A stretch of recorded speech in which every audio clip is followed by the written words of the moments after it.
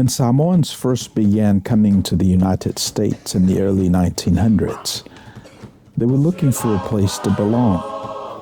They found home with family, and as those family circles grew, they found it again with their churches. Over time, as Samoans became part of life in America, many found themselves living between two cultures, connected to both, yet not fully at home in either.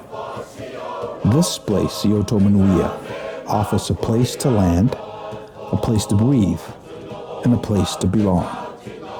Second Samoa is your home away from home. Alo mai alo mai moanga.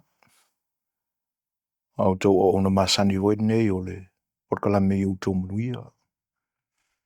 Talofa tu ma o falofa tu le nganga falo alo. Sunga ya mispo wena tangaloa. Ia. Ma une o soi foi na se so. Si fola foi de fala ile ni vai aso. Nei mata upo foi wa. La langa ia. Se fa to fala inga foi se manatu. Ona ni o ona. Ma tu se fa soa. Pe o le ni vai tau. Tu mi ai le famna tuino. Popo ngā o tātou o li whaola. Ia. E te le ama noa ia. Lave fo ima sa ese o le soifuanga. E pe e manatuale ni o nanga i me o lo te tupu i le loto i whale o tātou o tunu. Le aso ma le aso. O le ngalu o lo fati. O le ale tai o lo o. A ngā i eisa i linga le atunu. Ia. Ai le mate ale manatu pe ai. I le soifuanga ma upu na whaavae e ane lava i lo tātou atunu. E a ngā i ese whaasoa i le mi aso. A le tūlai maila o le ni fui tausanga rua whelua ono ma le a ngā i atu i pōpō ngā o le li. O manatu ane ni o nanga si i lausunga the misipo wina. Le aso whina ngalo i Lera ngā upuna e masane i tātou i mea lo tutupu mai le ngata o mea lo loto i whare community Samoa i nei Amerika. A mea i whafo atu, pe o lo tātou atunu i Samoa. O lo ta pena le whamna tuina lo tātou atunu i whainga maro tuila manua. O le vai tau fo ina pepi i atua i Amerika ma lango i lo tātou atunu. E tēnā ne whai mea lo tupu malo tuto tasi. E mara si o manga le tupu ni wā whai nei le laro langi. I le tāo fia pēa o le Strait of Hormuz, mani tawa i re. Le upu le o le pola i motu i tua. A wai te le ama no i manatu fo i mea lo tutupu. A tātou wa ilia. E le o iei uma se tāua ma se anoa o le tele fo i o. Wai pe o le sianga me ke le ima ngaku ma upo o lo la lafo. Ona o le tele la o tua i ngā pola i. E ona mapuna e lo leo le manatu e to e toso mai lunga ia. Sia ngā upuna le tatotanu. Aua le apoa le pola i motu i tua.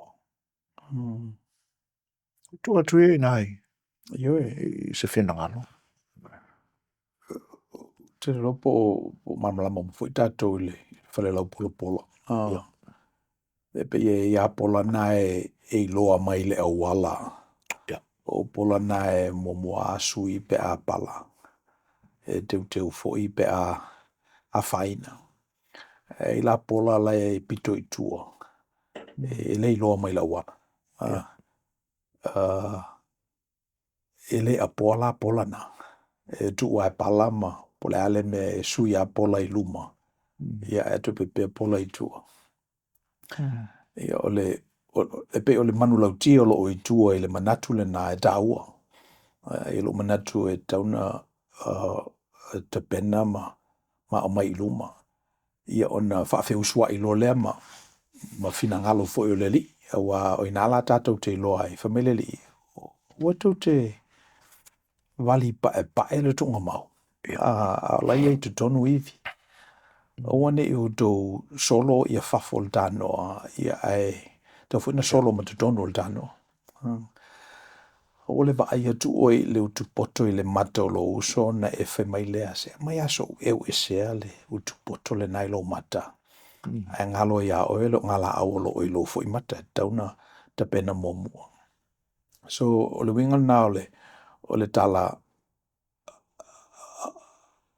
aua nei apoa le pola e motuitua. O nei ia pola nai. Pitu le tauna na apoa.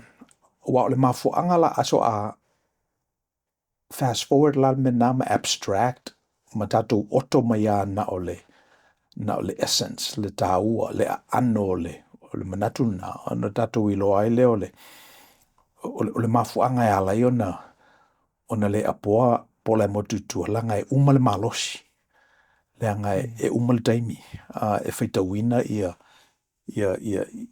no fuanga foi le mea leo te masani peona o tātou o tangata o lo polonga i tātou i tūla fono le taimi mal no fuanga.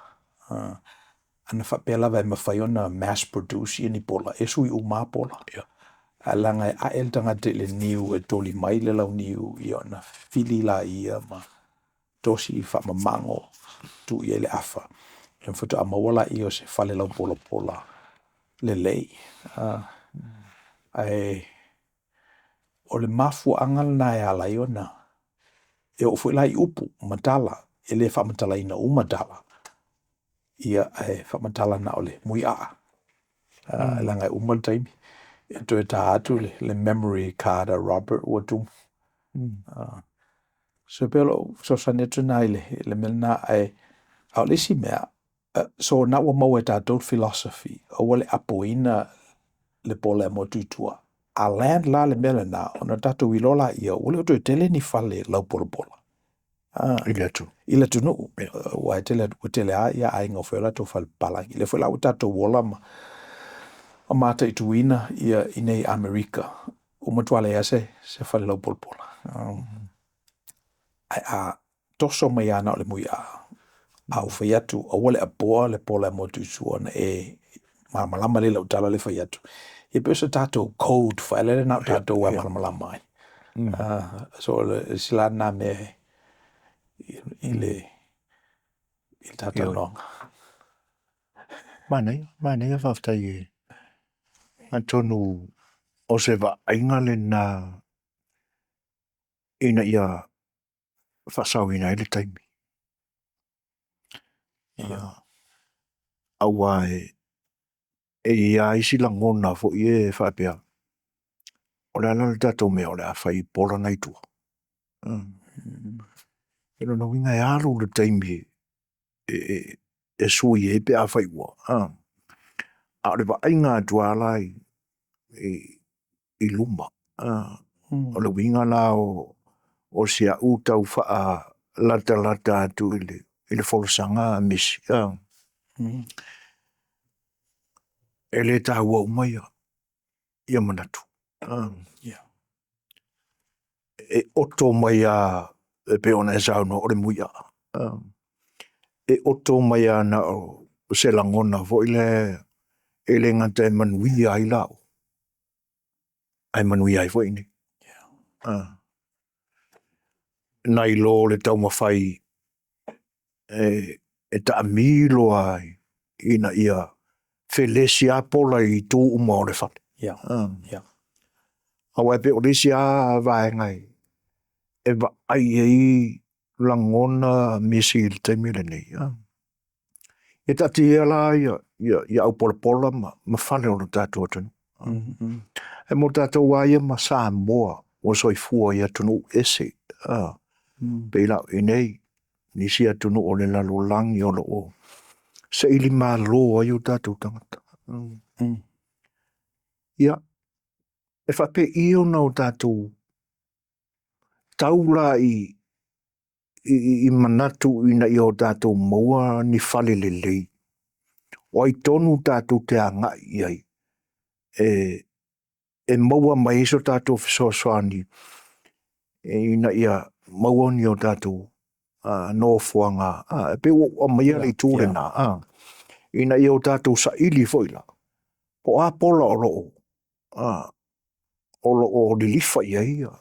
Ia, langona fo i nei atu. Well, whiun tātou mawhau i le function o le whale lau pola pola. Ia. Ia ma le function fo i o pola. Tu pola i laro lau saule, le matanga, lau sau sa viti, lau o timu mai. Whiun tātou mawhau whapena. Ia ona tu ngā ele o le fisili na e ini whale o i nei, o i ini talipupuni o lo i nei, e whiun tātou abstract i ele manatu le nao tātou. Ai ese mai ala na nei lo le manatu a oua le apoina le pola e motuitua. Pe o manatu na to whamanino na that are mutually exclusive. O le memo muanan e sau no ai, o le functionality o le pola, o le fale, o le shelter, a o le essence ma le ano le na toso mai i le fale lau pola pola.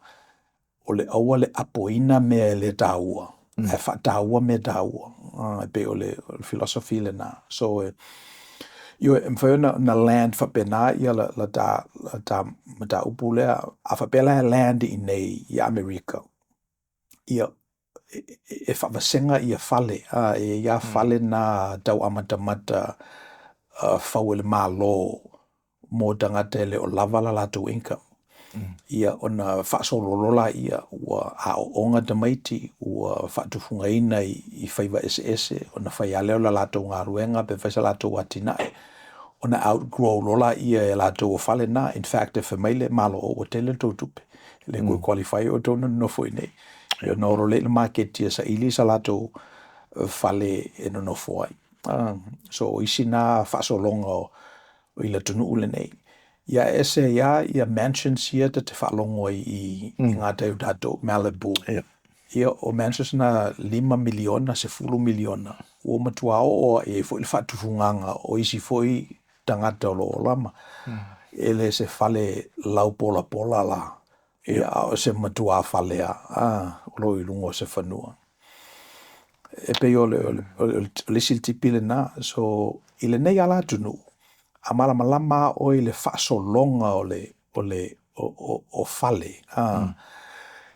Ona i lolola i o le manulauti lea o lo tu le e tangata le temine o le manulauti. O le whale o le tangata o lona ai a te tau lea.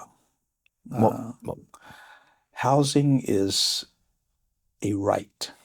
Not a privilege, it's a right. O le e tutusa ma le manava le tua na watu ia te oe le te manava e whapena fwela le whale. E mawa e al nā le nā manulauti foi o e eitanga tolo te te element na e whamaitanga te lea i a e le affordina le whale se 10 miliona. Le se a iao e taune e nofo i le whale se 10 miliona. Nā te le o ngawhatia le peimeni. A pe o inai amatamata ai le tapena ina o le manatu le nā i lalo i tangata homeless, ma tangata ele o le leila lato tulanga tupe.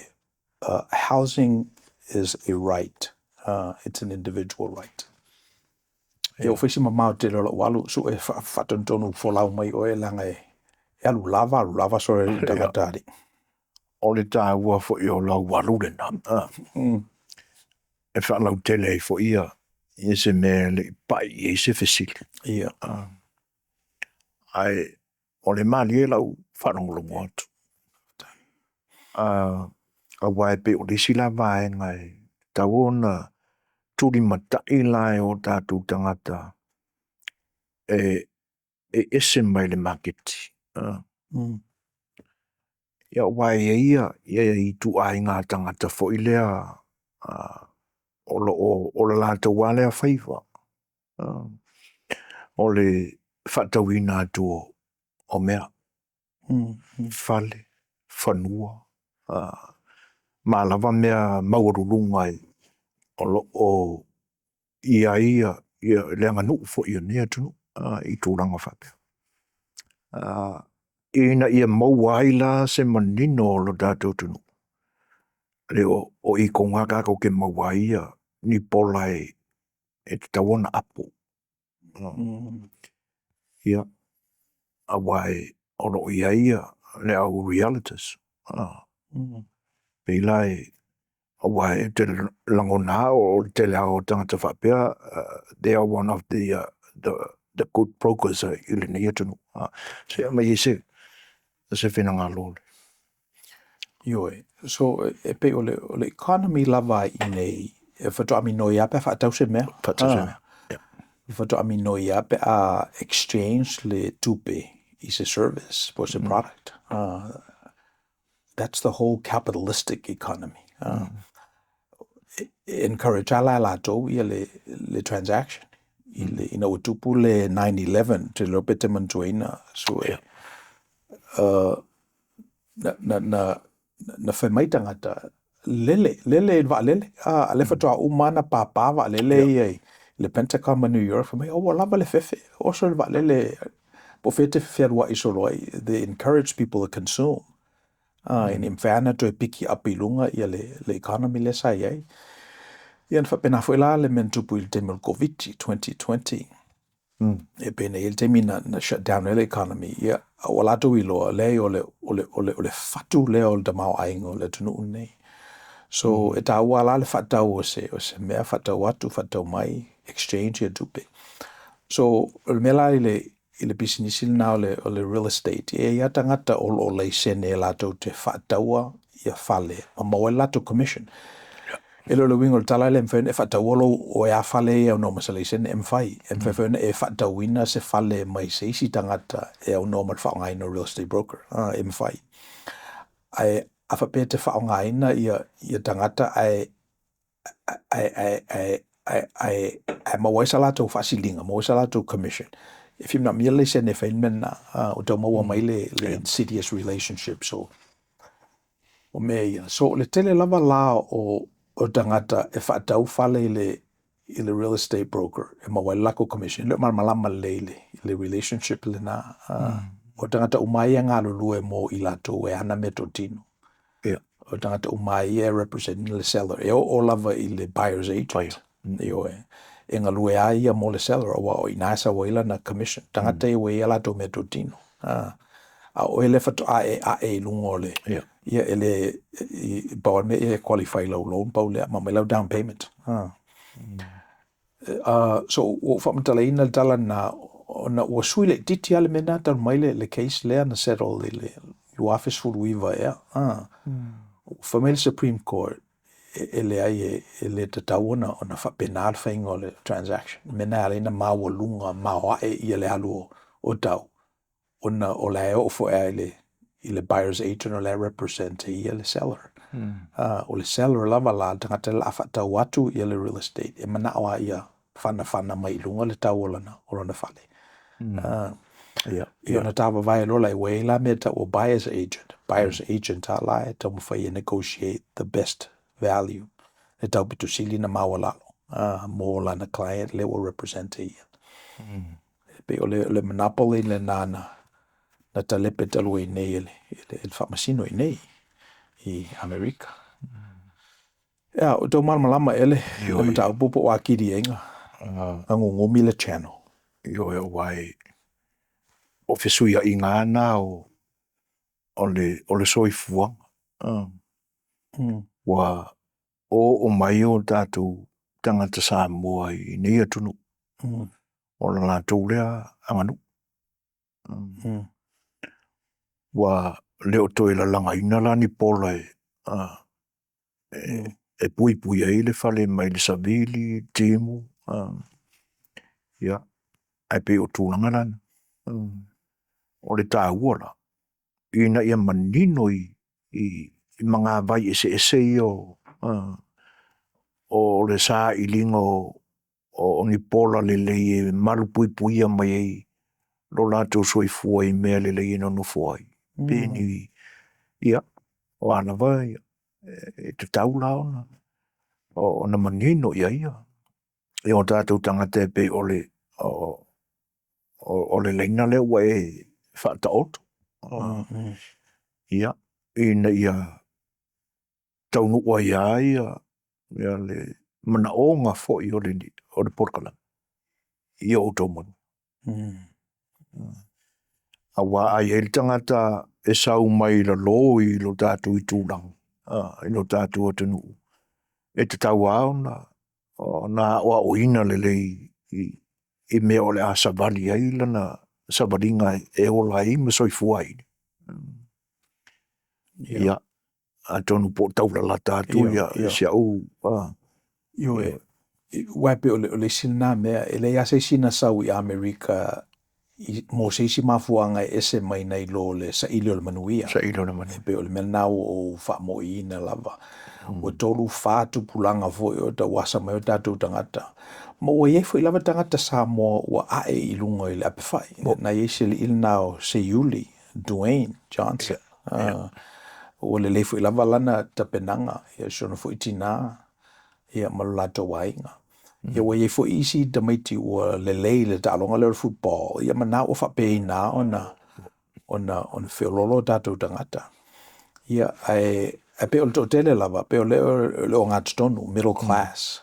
O lo o ngā lulue lava i ngā luenga pe o nei ele poverty a tātou i nei, lava alele, TSA. Ia le whalawa ia tātou lo ia ma tātou fomai, pe o le awa amata ona tūlanga le leila tātou community nei. Ona te le lava o Amerika, pe o sina mea pe si ia whingatai ona mawasa tātou leo. Le a o lo iai o tātou tangata. I le matata le tata.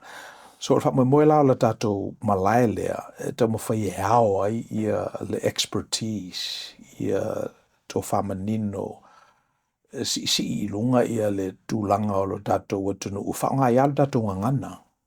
Pe o mena e, those are non-negotiables. O le tātou moat le nā e pe o ne talanoa i Warren Buffett. O lo lave ina mai e tātou mai tā lako. Ma dragons o lo o mai e. Ia. O so wha ia lo tātou tofi. Ia. Muna tua. O la valea a sofo i o le e tau pae hei le tūlanga le o le apo le pola le aunga.